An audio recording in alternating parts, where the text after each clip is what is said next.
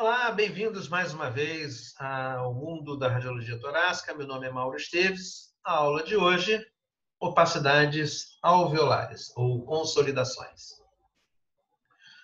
Bom, nós estamos no universo da diminuição da transparência do tórax, né? São as opacidades. E a gente está falando sobre opacidades que são decorrentes de lesões parenquimatosas pulmonares. Nós já vimos linhas, nódulos e a última aula foi vidro fosco. Não dá para eu fazer o resumo do vidro fosco porque essa aula de lesões alveolares é um pouco extensa. Vamos abrir mão disso. Vamos direto, então, à nossa aula de consolidação. Quando eu dou uma aula presencial e mostro esse slide e pergunto que lugar é esse onde eu estou tomando vinho com a minha esposa, a Luciane, muita gente fala que é Veneza. Muita gente. É Veneza. Muita gente reconhece como sendo o canal de Veneza. E aí a próxima pergunta é: quem de vocês já foi a Veneza? E nem todos que reconheceram a foto como sendo de Veneza foram a Veneza. Mas então por quê? Vocês sabem? Porque eu vi em filme, eu já vi em foto do meu amigo que viajou, eu já vi em livros. E é assim que eu reconheci como canal de Veneza. E acertaram, e é verdade. Ninguém precisa ir a Paris para reconhecer a imagem da Torre Eiffel. Não precisa vir ao Brasil para reconhecer o Cristo Redentor. Isso acontece muito em medicina. Você vai ver finalmente um caso muito interessante na sua vida, vai fazer o diagnóstico. Nossa, mas você já viu quantos desses casos? Não vi nenhum, na realidade. Na minha prática, como radiologista já profissional, nunca vi. Mas eu assisti em aula, assisti em congresso, eu já li em livros, eu estudei, me preparei para a prova do colégio, e eu aprendi a reconhecer essa imagem aí. Ela apareceu aqui, eu fiz o diagnóstico. Por outro lado, se eu mostro essa foto aqui, é impossível, pela foto, alguém definir que praia é essa. Não dá para saber. Barra da Tijuca? Aquilo é a Cagarras? Não, eu estou sei lá, em Niterói, eu estou em Mangaratiba. Onde é que você está? Então, se eu não conto que é o litoral norte do Rio de Janeiro, explicando como é que eu cheguei lá, ninguém fecha o diagnóstico de Búzios. E assim mesmo pode não fechar o diagnóstico da praia de Búzios, eu vou ter que dar mais informações.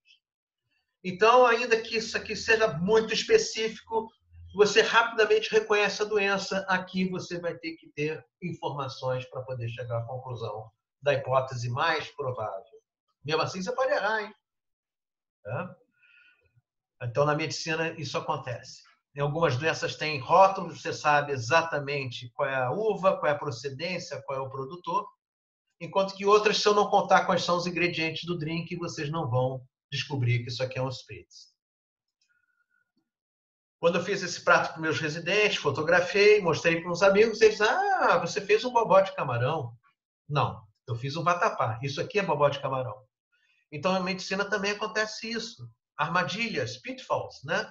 Imagens muito clássicas, muito típicas, mas que podem ocorrer em outras situações. Então, apesar de típica, você pode ter diagnósticos diferenciais. Vocês já viram lá na Barra da Tijuca uma estátua da Liberdade em miniatura lá? Miniatura é um modo de dizer, né? Grande, mas muito menor do que a estátua verdadeira. É aquilo ali. É uma imagem parecida com ela, mas não é Nova York aquilo é Barra da Tijuca. Então, algumas doenças têm rótulos, outras eu vou ter que ter muita ajuda para fechar diagnóstico, e algumas são armadilhas. O que eu quero provar com a aula de hoje é que, apesar de lesões alveolares poderem ser típicas e, eventualmente, te colocarem em armadilhas, né? Mesmo que você esteja numa situação muito inespecífica, quando você descreve corretamente a lesão alveolar, sobre todos os seus aspectos, apoiado em dados clínicos e laboratoriais em abundância, dificilmente você deixa de fazer um diagnóstico de certeza, ou no máximo 2 ou 3 doenças, no máximo você vai ficar na dúvida. É isso que eu quero provar para vocês. Em radiologia convencional, já é possível isso. Vocês imaginem, na tomografia, isso também é verdade. Isso é tão verdade na radiologia convencional que vocês raramente vão precisar fazer uma tomografia para analisar uma lesão alveolar. Existem indicações? Existem. existem situações em que você quer fazer a tomografia para estudar melhor. Lesões que parecem ser focais e que você descobre que são multifocais, isso vai ajudar a fazer o diagnóstico diferencial, né? Vocês vão ter ocasiões em que vocês vão fazer a tomografia por outro motivo e vão ter uma lesão alveolar, vocês vão ter que identificar aquilo como lesão alveolar. Acharam na radiografia que era uma massa pulmonar, e você, não, isso é uma opacidade alveolar bem organizadinha, simulando um nódulo ou uma massa. Então, é importante entender como é que é o comportamento das lesões alveolares na tomografia computadorizada. Mas, muitas vezes, o diagnóstico sai na radiologia convencional. Então, vamos lá. Primeiro desafio é o seguinte, você olhando para essa imagem aqui, você não sabe se isso aqui é edema, se isso aqui é pus, se é sangue, se é aspiração ou se é célula neoplásica.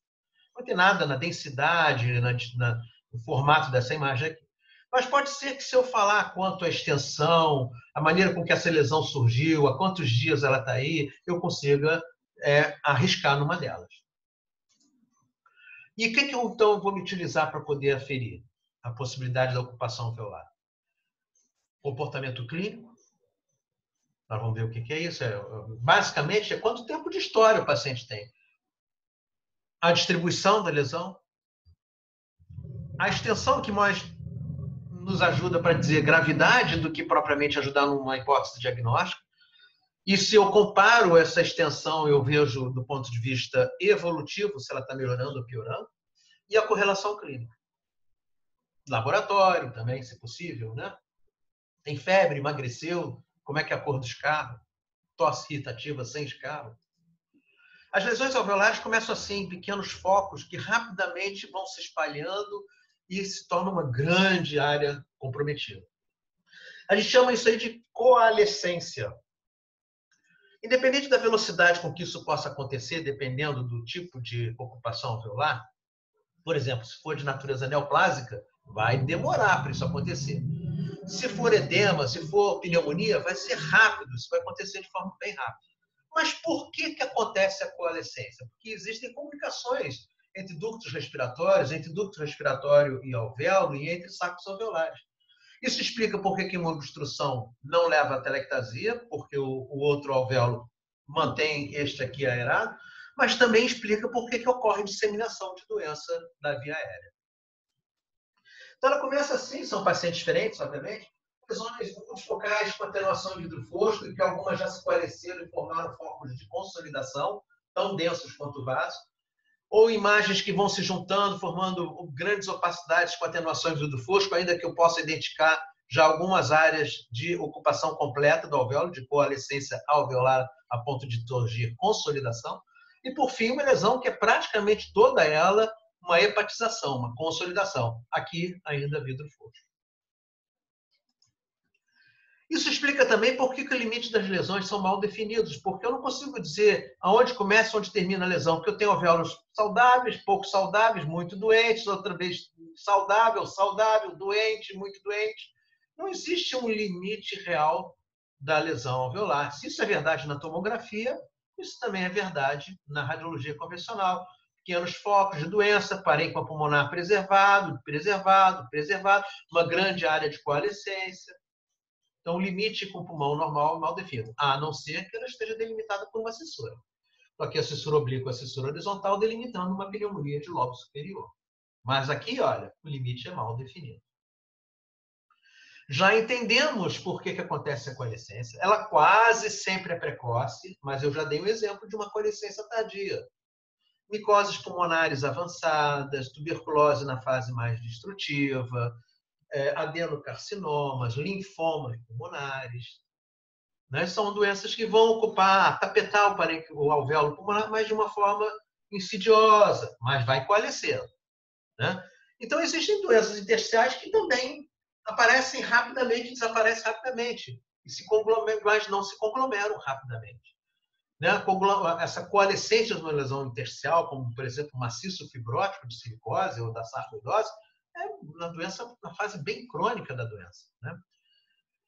Bom, nos casos em que a coalescência é precoce, a modificação, então, da imagem é rápida e ela acompanha quase sempre a clínica que o paciente tem.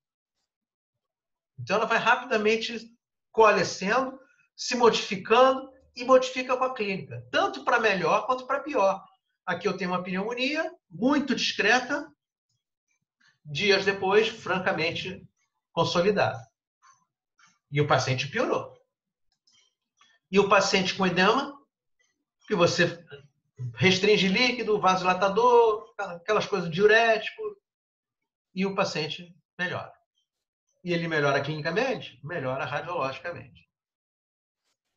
Broncogramas aéreos. É muito bacana você encontrar o broncograma aéreo na intimidade de uma consolidação, reforça o diagnóstico de ocupação alveolar. Mas vou dar duas notícias ruins. A primeira notícia ruim é que não é exclusividade da lesão alveolar. E quando ela não é exclusiva da lesão alveolar, é porque ou ela tem um grande espessamento intersticial peribroncovascular, tá vendo? A gente está vendo aqui um sarcoma de Kaposi, uma infiltração sarcomatosa do interstício peribroncovascular, apagou o vaso, obviamente, mas surge essa imagem de bronco perto na intimidade desse espessamento absurdo. Então, isso é um broncograma aéreo numa doença intersticial, não é uma doença alveolar. E aqui um câncer, um adenocarcinoma com um broncograma aéreo numa lesão sólida. Nós vamos ver que na nossa aula de nódulo pulmonar, a gente vai reforçar esse critério do broncograma aéreo, que é comum uma série de situações. Nós vimos broncograma aéreo na última aula, em opacidade com atenuação em vidro fosco. Então, não é uma exclusividade da consolidação. Essa é a primeira má notícia. A segunda má notícia é que ela não é obrigatória. A causa da ocupação alveolar, se ela ocupa também a árvore brônquica, a árvore brônquica desaparece, porque eu não vejo mais ar no interior dela. Então, eu não vejo broncograma aéreo. Então, não é obrigatório ter broncograma aéreo. Vamos observar as outras características que nós já falamos aqui.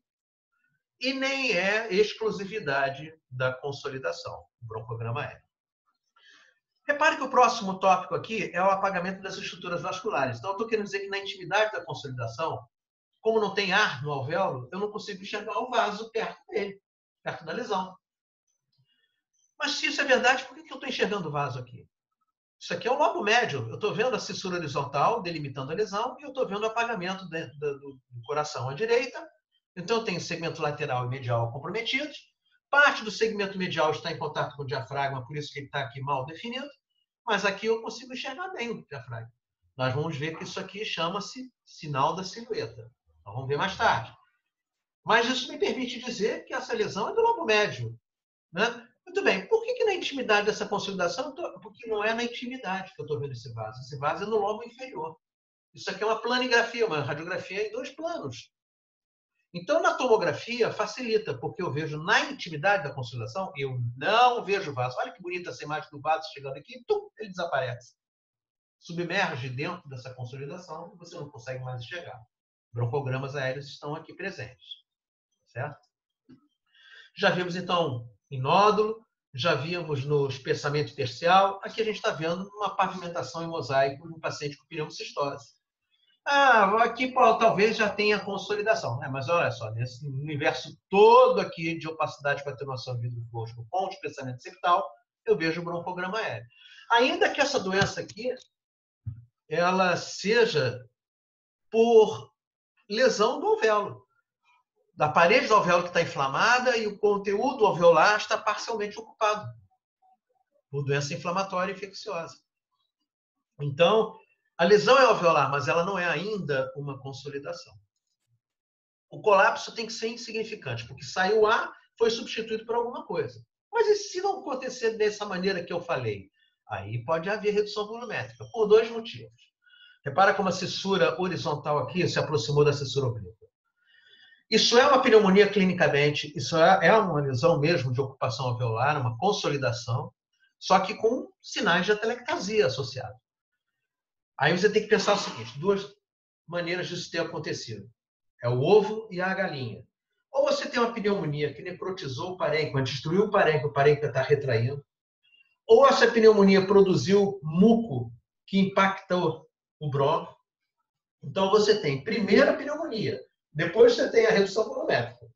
Ou porque destruiu o parênquima, ou porque você obstruiu o bronco.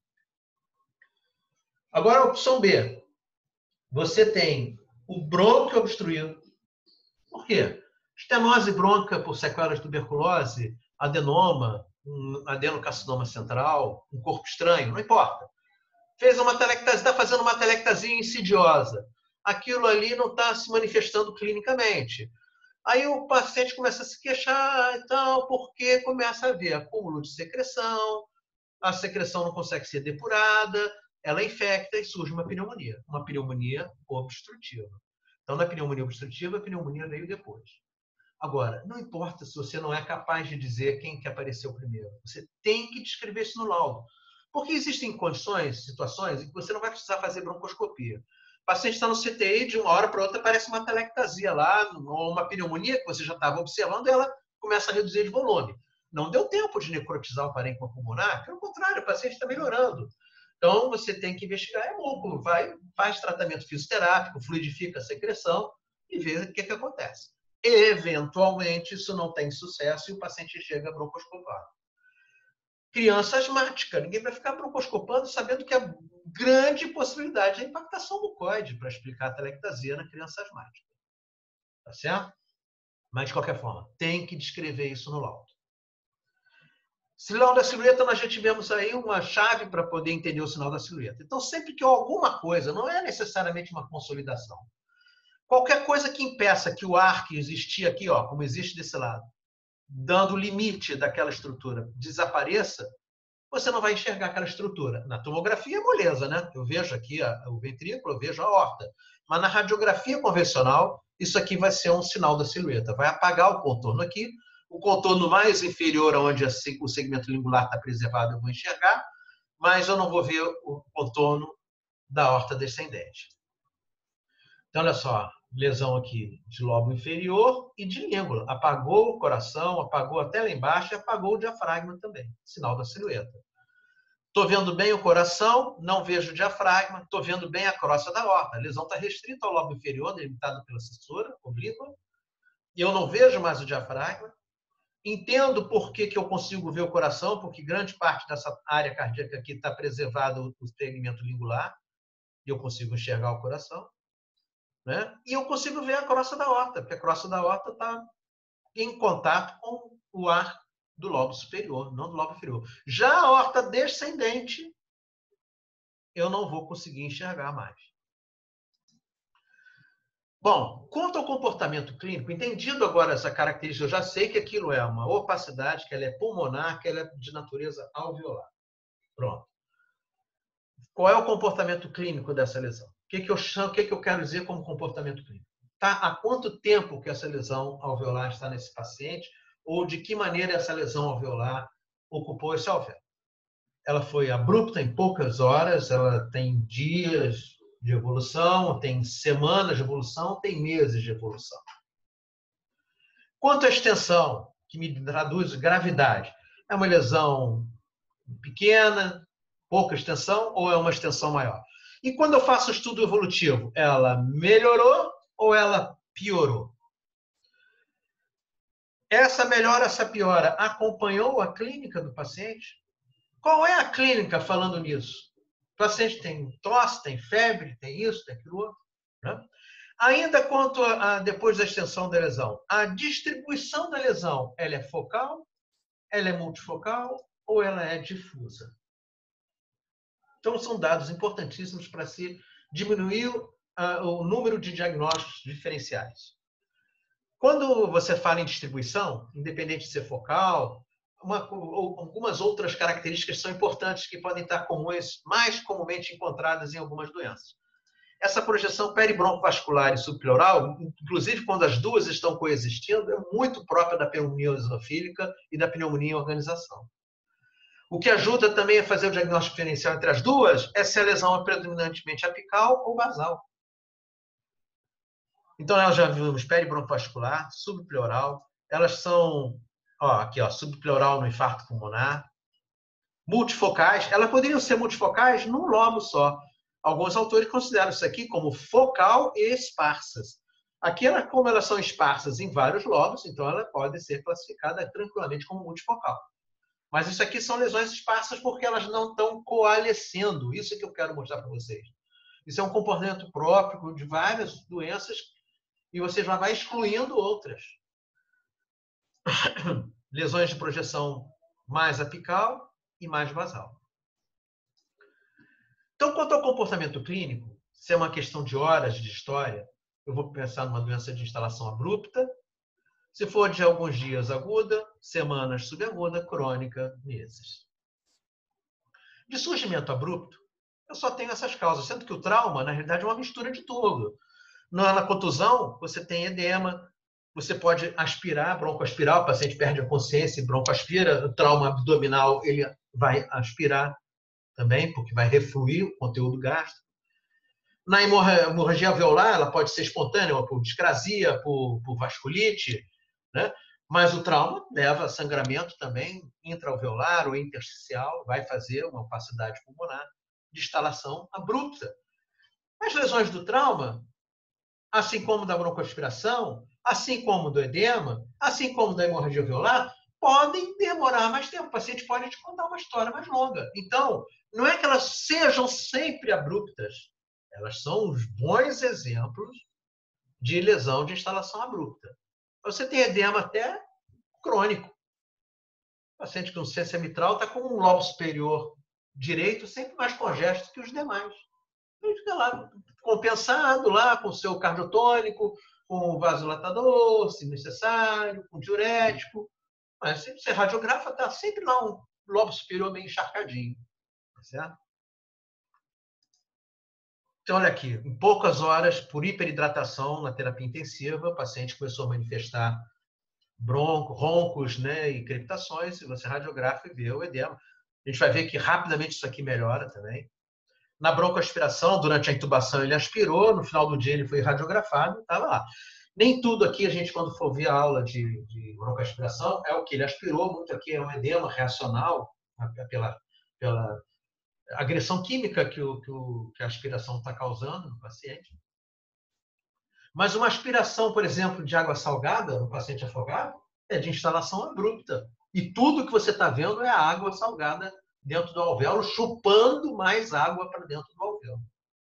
Coisa que não acontece no afogamento de água doce. Você radiografa, o pulmão está limpo e o paciente morre de hipopotassemia. Por quê? Porque aquela água é hipotônica, ela passa direto para o sangue, você radiografa, não encontra água no alvéolo, ela transudou tudo para dentro do sangue, que está mais hiperosmolado do que a água da piscina. Aquele conteúdo enorme de líquido dentro do vaso entra para dentro das células que rompem e liberam potássio e a gente morre de arritmia cardíaca. Tá certo? Então, no edema, na aspiração de água salgada, tudo isso aqui é realmente a água. Hemorragia numa good pasture podia ser uma grande discrasia sanguínea, uma hemorragia alveolar difusa, fazendo parte de uma doença pós-transplante de medula óssea. Né? Então, aqui é sangue de instalação abrupta. Mas, bom, o edema é o campeão, né?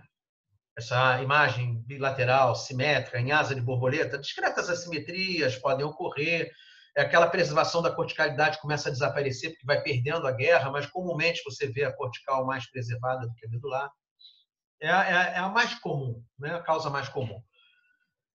Pesquisa a aspiração sempre, pesquisa se tem hemoptise hemoptóica ou alguma causa para hemorragia, antes de você afirmar categoricamente que só pode ser edema. O edema desaparece rápido também, de todas essas, porque o sangue demora para absorver e a aspiração também de conteúdo gástrico também desaparece mais lentamente, certo? Então, como eu falei para vocês, o edema pode ser até subagudo e tem gente com edema crônico. O paciente pode ter broncoaspiração repetida, broncoaspiração crônica. Então, o paciente tem uma doença, uma história bem prolongada de aspiração, né? Mas aqui eu estou mostrando que edema, broncoaspiração e hemorragia alveolar também são causas de ocupação aguda do espaço aéreo. Você não pode excluir elas. Então, elas não ocorrem só na abrupta, não ocorrem só na crônica, não ocorrem só na subaguda, elas podem acontecer também na aguda. Agora, a lista aumentou. Ô, Mauro, você falou que ia ser fácil fazer diagnóstico, tem 7 causas aí. Tudo bem, uma tem febre, outra não tem, outra pode ter sangue, outra tem isso, aquilo, outro, tem a história do trauma. Realmente, eu vou poder diminuir, mas tá meio barra pesada. Vou mostrar para vocês mais tarde que não é bem assim. Pneumonia. Aquela pneumonia obstrutiva que eu mostrei para vocês, era um adenoma brônquio com pneumonia, componente atelectásico. o rebaixamento da cissura muito difícil de ver na insuficiência frontal, a imagem de borramento, né, do sinal da silhueta, de acordo com uma lesão alveolar com redução volumétrica, ele conta uma história de doença aguda. Essa obstrução aqui já existe há algum tempo, mas a doença da pneumonia, da ocupação alveolar, é uma história aguda. O paciente no CTI estava assim, ficou assado, né? Uma história também de dias de piora clínica, de marcadores inflamatórios aumentando crescendo. Pneumocistose, você quer surpreender numa fase mais aguda. Qualquer tossezinha, febrezinha, tomografar, não é nem radiografar. Esse é um bom exemplo de quem vai tomografar e não radiografar, né? Você quer fazer o diagnóstico precoce. Mas quando o paciente chega assim, ou ele tem uma história mais arrastada, ou ele tem uma carga viral altíssima, ou uma leucopenia importante, ou tudo que está acontecendo, para ter esse grau de comprometimento tão difuso assim. H1N1 faz muito vidro fosco, mas eventualmente faz área de consolidação, uma história também aguda.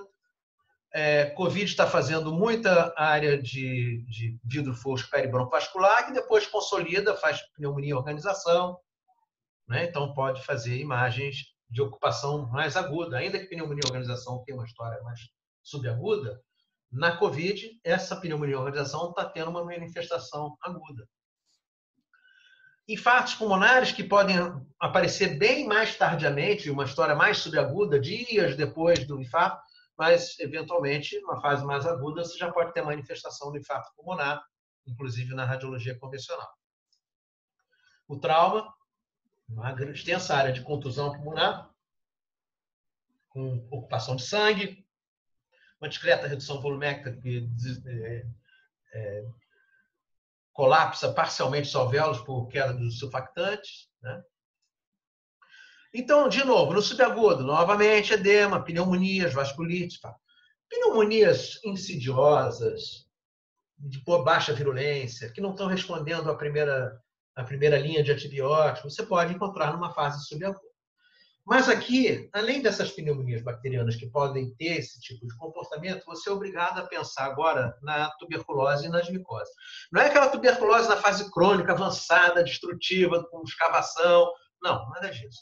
É aquela que você tem a disseminação broncogênica no adulto, é a prima infecção que pode ser no adulto ou na criança, com complexo primário, linfonodomegalias, uma história arrastada, pneumoniazinha com febre baixa, que não passa, já trocou de antibiótico, aí você vai pesquisar uma tuberculose. E das micoses pulmonares, aqui tem esse comportamento, a histoplasmose é campeã. Tá?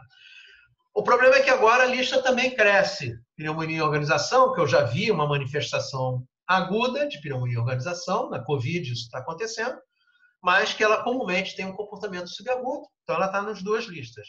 E assim, a prima irmã dela, que é a pneumonia eosinofílica, por imagem, são doenças absolutamente diferentes, elas também ocorrem, os pacientes têm pneumonia eosinofílica com uma história também mais arrastada. Vocês vão ver, a pneumonia e organização e pneumonia eosinofílica também podem estar na lista das doenças crônicas, tá? Então, está aqui uma pneumoniazinha, com uma febre baixa, um desconforto, uma tosse irritativa, continua lá, troca de antibiótico, parece até que piorou, e quando for investigar, é pneumonia e organização. O que ajuda muito no diagnóstico de pneumonia e organização não é só esse comportamento aqui, porque é muito incomum uma lesão única na pneumonia e organização, ela acontece, né? E a gente sabe a limitação da radiologia convencional para dizer que isso é realmente uma lesão única. Mas a tomografia é indicada nesses casos de pneumonia que não está melhorando e tudo mais. E aí você surpreende lesões multifocais, você analisa novamente aquela distribuição peribroncovascular, subpleural. Tem uma coisa que eu não botei ali, que é importantíssima, caráter migratório, que é uma coisa dentro daquela chave da evolução. Você vê lesões que desapareceram, estão evoluindo e surgindo outras em lugares diferentes. Isso é uma característica importante para ser citada em pneumonia e organização e pneumonia eosinofílica, isso ocorre, certo? Pneumonia eosinofílica, aqui com vidro fosco ao redor, mas eu quero que vocês vejam uma consolidação. Tem um comportamento também peribroncovascular, subpleural, tem uma predilação normalmente superior. Essa aqui tinha no lobo superior, no terço médio e no lobo inferior. Né? Medicina é assim mesmo. Uma tuberculose na infância por prima infecção, complexo primário, com as linfonodomegalias mediastinais homolaterais e o alargamento do hígado, uma coisa que está arrastada, que não está melhorando, tudo mais. O adulto pode ter prima infecção, mas isso aqui é uma tuberculose secundária com disseminação broncogênica. Nessa fase ainda não existe uma história crônica de meses, emagrecimento com escavação do parênquima pulmonar. É uma questão de tempo para que isso ocorra se você não tratar. Muito bem, de evolução crônica das micoses, ainda que a histoplasmose pode se cronificar, exemplo da tuberculose, outras micoses vão ser pensadas aqui, né? A paracoccidioide micose é um bom exemplo aqui no Brasil. As vasculites, já expliquei que elas podem ter um comportamento crônico ali, insidioso, o paciente nunca fica livre daquilo, do comprometimento pulmonar.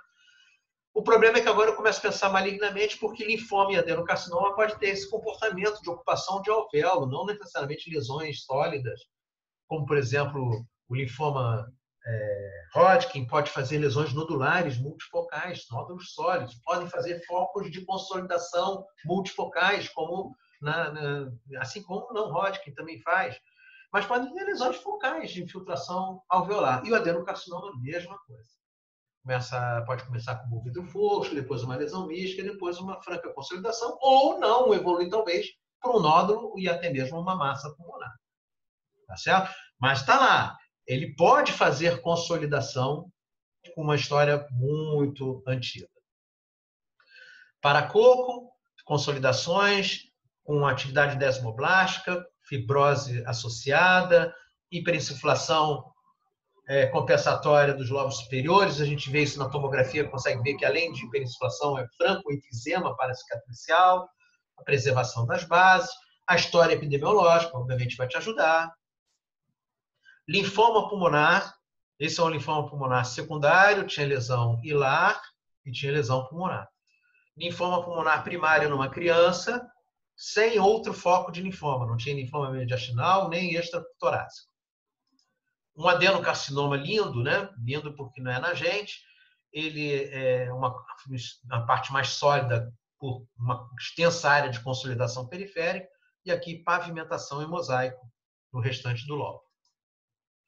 Então, nós já vimos que a gente consegue classificar como abrupta, aguda, subaguda e crônica. Para isso, eu tenho que colher uma história boa, eu tenho que estar com o pedido bem preenchido. E agora vamos ver a extensão das lesões. Já vimos que elas podem ser focais, multifocais ou difusas. O que acontece quando eu cruzo uma informação com a outra? Porque quando eu vejo a lesão focal, a lista é muito grande.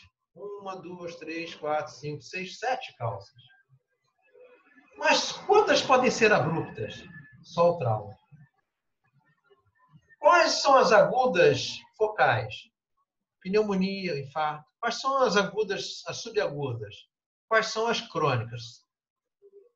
E aí, como eu restringi agora, se eu for observar a história clínica e os dados laboratoriais, existe uma grande possibilidade de eu fechar o diagnóstico com certeza. Só cruzando essas duas informações? Não. Eu restringo para 2 ou 3 causas. Aí eu vou para a história clínica. Simples assim. Mauro, não é tão simples você fazer diagnóstico de algumas tuberculoses e histoplasmose. Diferenciar uma da outra. É verdade. Mas dentre os dados clínicos laboratoriais está incluído ali o quê? Você saber que o médico vai ter que investigar a sorologia, PPD, o escarro. Né? E mesmo assim, você já deu essa dica para ele, ele já sabe qual é o próximo passo a tomar. Não precisa ser invasivo. Por enquanto, não precisa ser invasivo. Existem métodos mais simples, menos invasivos, baratos, que podem dar o diagnóstico diferencial entre a tuberculose e a micose. Não, sorologia negativa, no escarro não veio nada. Né? Muito esquisito isso. Tinha que ter vindo uma lesão multifocal, uma lesão focal com a história arrastada, sincrônica, emagrecendo, sudorese noturna. Não, vou fazer uma broncoscopia. Então, eventualmente, você vai ser mais invasivo. Padrão multifocal, lista é grande também. De novo, eu cruzo as informações, não existe uma causa abrupta para lesão multifocal. Agudas, broncopneumonia campeã, mas eu sei que vasculites também pode ser. Os infartos pulmonares comumente não são multifocais, mas você pode encontrar mais de um infarto pulmonar. De subaguda, pneumonia, organização e pneumonia eosinofílica são campeãs, né? Mas há algumas micoses, vasculites. Tá? E o linfoma é a causa crônica. Né? Eu já vi adenocarcinoma multifocal. Tá? com comportamento alveolar. É muito raro. Adenocarcinoma multifocal com nódulos, mais de um foco, tumores sincrônicos, tudo bem, da mesma linhagem, não são adenocarcinomas diferentes ou adenocarcinoma e epidermoide coexistindo, não. Isso é, na essência da palavra, tumores sincrônicos diferentes entre si. Né? Estou falando, é o mesmo adenocarcinoma, a mesma imunistoquímica em mais de uma área do pulmão. Padrão difuso, edema, broncoaspiração e hemorragia alveolar. Não ajuda muito, porque as três podem ser abruptas e agudas. Né? Então, aqui é a história que tem que realmente a gente nortear para poder chegar a um diagnóstico. Então, é aquele momento em que eu mostrei a praia, dei várias informações e você chegar na conclusão de qual é a praia. Certo? Vamos ver se é verdade, se a gente está no caminho certo. Nós estamos com mais ou menos 36 minutos de aula, dá tempo da gente mostrar 2 casinhos para vocês aqui. Primeiro desafio. O que é errado aqui? Está mais branco do que normal ou mais preto? Bom, estou vendo aqui, ó, uma opacidade. A gente até já viu esse slide na aula, né? Se vocês prestaram atenção na aula, vocês viram essa imagem aqui já. Então está aqui. É uma opacidade. Ela está na parede, na pleura, no mediastino? Não, estou vendo aqui apoiado sobre a fissura, a projeção dela é sempre intrapulmonar nas duas incidências, ainda que ela esteja periférica, não há uma extensão costal nem extracostal. Né? Não, isso aqui é uma lesão pulmonar. Limites mal definidos, ainda que na cissura ela esteja barrada, isso até é uma característica de doença alveolar. Talvez forçando uma barra um broncograma aéreo aqui, mas a gente já aprendeu que isso não é obrigatório. Limite mal definido aqui em cima, então, né? Uma coalescência não tem formato de bola, de linha, de pequenas bolinhas agrupadas. Não é uma atelectasia, as fissuras estão tópicas. Não tem uma destruição do parênquima pulmonar, não tem escavação, nada. Isso aqui é uma lesão alveolar. Então, uma opacidade pulmonar alveolar. Em outras palavras, uma consolidação. Então, pronto. Está bem de acordo com a aula de hoje. Qual é a distribuição dela? Focal, multifocal, difusa. Vamos voltar no slide? O que vocês acham?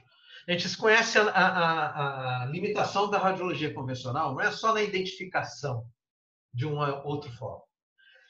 É que no início da carreira da gente, tudo que a gente olha, a gente acha que é anormal. Aqui não é uma lesão, não. Isso aqui é uma projeção da costela. Aqui é sem costela, aqui é com costela. Então, deu a ideia de que tinha lesão aqui. Não tem, não. Ah, tá. No dia seguinte, você mostra para o seu professor. Professor, isso aqui é um cruzamento com a costela, né? Não, isso aí é uma lesão dentro do pulmão. Isso aconteceu comigo, aconteceu com muita gente. Muita gente que está assistindo a aula aqui vai lembrar que isso aconteceu. Nódulo e vaso. Aí você não, você não está vendo que isso aqui está dicotomizando, isso é vaso e tal. Aí no dia seguinte você olha, acha que está dicotomizando, isso é vaso. Não, isso é um nódulo, isso aqui é outro vaso, outra área do pulmão que está sobreposto aqui. Uma doideira, né? Bom, mas a princípio essa lesão é focal. O resto do parênquima pulmonar parece saudável. Não vou fazer tomografia para tirar essa dúvida. Vamos ouvir a história que o paciente tem para contar. Lesão alveolar focal, a lista é grande. Isso aqui me deu uma vontade de fazer uma tomografia para ver. Eu queria ver na tomografia se tem linfonodomegalia. Poxa, queria fazer uma angio-TC para ver se tem embolia pulmonar, com infarto. Calma, segura a onda. Vamos ler a história. Vou dar um tempo para vocês lerem.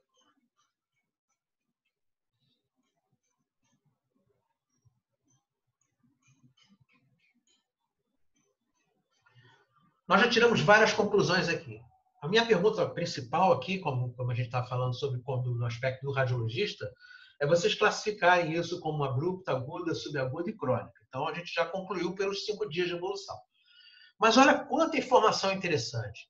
A gente já sabia que podia dar dor pleurítica, estava encostado na pleura, mas não deve ser uma doença irritativa para a pleura. Ou tumores invasivos fazem isso, eu já vi que isso não é tumor, ou as condições inflamatórias, principalmente as infecciosas.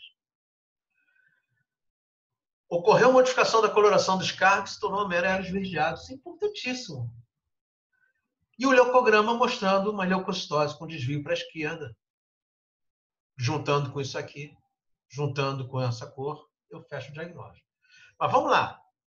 Quantos dias de evolução? 5 dias. Então, dessas causas todas, ela é aguda. Em sendo aguda, as doenças agudas focais, pneumonia, infarto e trauma. Dessas aí, com essa história, qual é a hipótese provável? Pneumonia. Simples assim, sem precisar fazer tomografia. Um segundo caso, para a gente concluir.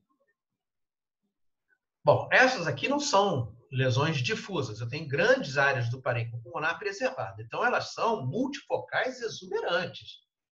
Né? Elas são quase que disseminadas. Né? Existe uma predominância à direita. À esquerda você também tem doença. Mas parece que a doença predomina no pulmão direito. As lesões até fazem nódulos, mas são nódulos que coalescem, se juntam e formam grandes nuvens.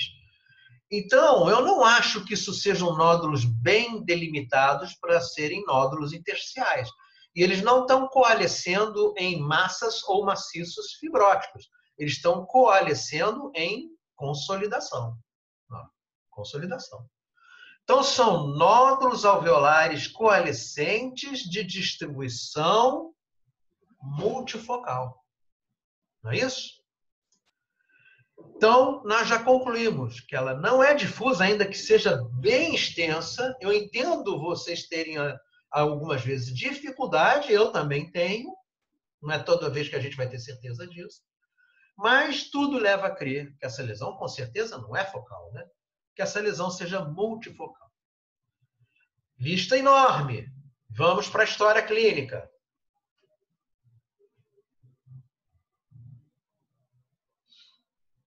Uma história bem diferente da anterior. E agora eu já concluí o seguinte: 90 dias de evolução.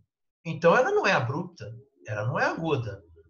Ela está forçando a barra para dizer que isso aí é subaguda. 3 meses de evolução, essa é uma doença crônica. De todas as doenças multifocais, as doenças crônicas, bom, a gente sabe multifocal, aguda, pneumonia e infarto pulmonar. Subaguda, pneumonia ainda, bronquipneumonia, os infartos ainda estão valendo. Eu vou juntar agora a pneumonia organização, pneumonia eosinofílica, as vasculites, tudo bem.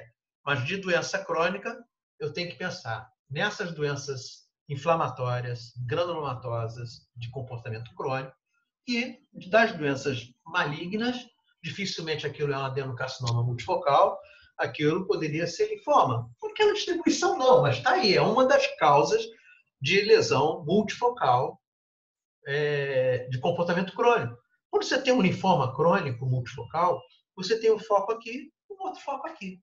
Você não tem, assim, essas lesões todas quase que disseminadas. Eu nunca vi.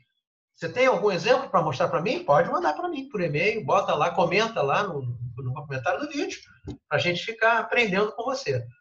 Tá? Mas, a princípio, eu não vi. Bom, e dessas causas todas, com aquela história, né? Deixa eu voltar a história aqui. Eu não sei se o próximo slide seria a história, eu não lembro. Vou voltar aqui. Astenia, anorexia, emagrecimento, isso é próprio também de doença maligna. Então, também aqui não ajudou muito e é comum tanto na histoplasmose com esse grau de comprometimento quanto a tuberculose. Sudorese noturna, bem próprio da tuberculose. E a linfocitose também. Então, dessas possibilidades aqui, eu pensaria mais na tuberculose. Agora, eu quero mostrar uma outra coisa para vocês importante. No meio dessa confusão toda, uma coisa dificílima de ver, que talvez a tomografia mostrasse, é que tem uma escavação aqui. Uma lesão escavada, que não se consegue ver no perfil, porque ficou sobreposta às demais opacidades. Isso é só para mostrar que a gente tem que olhar tudo na radiografia. Só a distribuição e o comportamento clínico das opacidades alveolares já foram suficientes para a gente, pelo menos, ficar entre tuberculose e histoplasmose. A histoplasmose pode escavar também, né? Mas, de qualquer forma, muito mais comum se não tiver uma história epidemiológica que sustente a hipótese de histoplasmose, o diagnóstico vai ser de tuberculose. Certo? Bom, eu espero ter demonstrado com esses 2 casos que tudo isso que eu ensinei para vocês é verdade, não é uma forçação de barra. Juntou a história clínica, o comportamento da doença, com a distribuição, com o máximo de informações possíveis quanto à distribuição, não é só focal, multifocal, difusa. Peribroncovascular, migratória, subpleural, esparsas, conglomeradas, coalescentes. Tem um aspecto evolutivo, você tem radiografia anterior para comparar, ele mudou rapidamente, o doente piorou, melhorou, eu dei vasodilatador diurético, desapareceu, é um edema. Tem que juntar com isso tudo, você faz o diagnóstico. Eu espero que eu tenha conseguido provar isso para vocês. Próxima aula, a imagem das atelectasias. Muito obrigado pela audiência e até a próxima, gente.